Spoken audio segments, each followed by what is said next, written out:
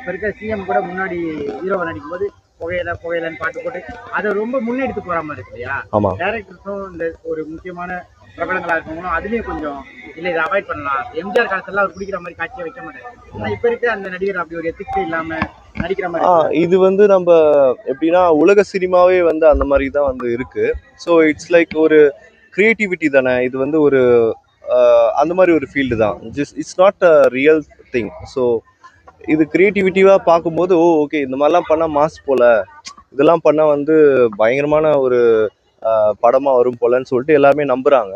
So வேற மாதிரி நல்ல ஃபீல் குட் மூவிஸ்லாம் இருக்குது. பட் நம்மளோட பீப்புள் எப்படி ஆகிட்டாங்கன்னா கொஞ்சம் டாக்ஸிக்காக ஆகிட்டாங்க.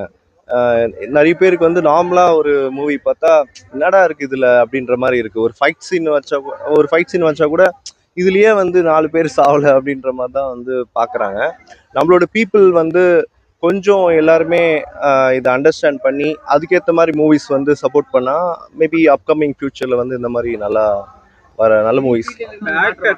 ஆக்டர்ஸுமே வந்து அந்த ட்ரக் யூஸ் பண்ணுறது, ஸ்மோக்கிங் பண்ணுறது, ட்ரிங்க்ஸ், ஒரு பார்ட்டி வைப் அந்த மாதிரி வந்து யங்ஸ்டர்ஸ் வந்து அவங்க ரோல் மாடலாக இருக்காங்க. அவங்களே அதை இனிஷியேட் பண்ணுறாங்க. அது ஆக்டர்ஸ் வந்து பண்ணும்போது அவங்க அதுக்கேற்ற மாதிரி மெஷர்ஸ் வச்சுப்பாங்க. அவங்களுக்கு வந்து இனஃப் பணம் இருக்கும், ப்ரொடக்ஷன் கம்பெனி வந்து அவங்க உடம்பை பார்த்துக்கும். அவங்க எந்த ஒரு டிரான்ஸ்பிளான்ட்டோ எந்த ஒரு சர்ஜரி இருந்தாலும் அவங்களால பண்ண முடியும். பட் அதை பார்த்துட்டு அந்த யூத்தால் வந்து பண்ண முடியுமான்னு கேட்டால் அது முடியாது. நிறைய பேர் வந்து நம்ம எல்லாருமே நம்ம ஹீரோஸ் நினச்சிட்டு தான் வந்து நம்ம வாழ்ந்துட்டுருக்கோம்.